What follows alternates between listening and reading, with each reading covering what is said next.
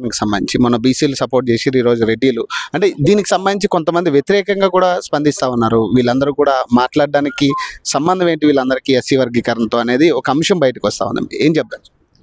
సంబంధం ఏంటంటే న్యాయమైన కోరిక ఉన్నప్పుడు సాటి మనిషిగా సపోర్ట్ చేయడం అనేది మన ధర్మం. ఎందుకంటే గ్రామీణ ప్రాంతాలలో కూడా ఎక్కడ అన్యాయం జరుగుతున్నప్పుడు ఊరు పెద్దగా రెడ్లు ఎప్పటికైనా సపోర్ట్గా ఉంటారు. ఎవరికి అన్యాయం జరిగినా వాళ్ళకి సపోర్ట్గా ఉంటారు. అదే మాదిరిగా జాతి మొత్తం ఈరోజు తెలంగాణలో ఉన్నటువంటి రెడ్డి సంఘ రాష్ట్ర నాయకులు కానీ, మా రెడ్డి జాగృతి నాయకులు కానీ, అదే మాదిరిగా జిల్లా ప్రెసిడెంట్ కూడా అందరం రావడం జరిగింది. ఇది న్యాయమైన కోరిక. ఎందుకంటే కవులు, కళాకారులు, అన్ని కమ్యూనిటీలకు సంబంధించిన కవులు, కళాకారులు కూడా ఒకతాటి మీద సపోర్ట్గా ఉన్నారు.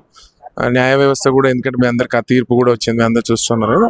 అందులో భాగంగానే ఈ రోజు రెడ్డి బిడ్డలందరూ కూడా కలిసి ఏకంగా ఈ రోజు ముందుకు వచ్చారు.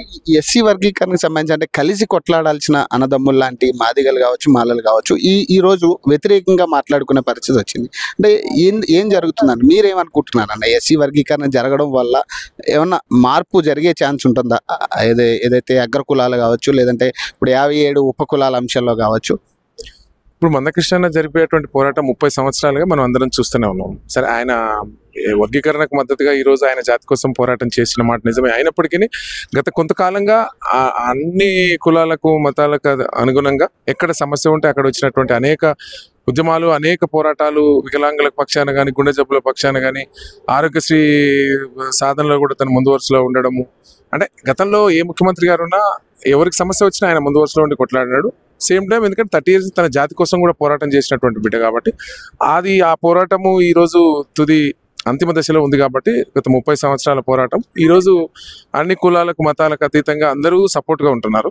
అతనికి సమస్య ఉంది కాబట్టి ఇప్పుడు ఇద్దరు కలిసి కొట్లాడేది, ఇప్పుడు ఆయన సమస్య ఆయన కొట్లాడుకుంటున్నాడు కాబట్టి దానికి మద్దతుగా న్యాయమైన కోరిక కాబట్టి అందరు కవులు, గాయకులు అందరూ కూడా సపోర్ట్ చేస్తున్నారు. అందులో భాగంగానే నా గొంతు కూడా అన్నకు గత 2-3 నెలలుగా పాటలు మీ అందరు చూస్తూ ఉన్నారు.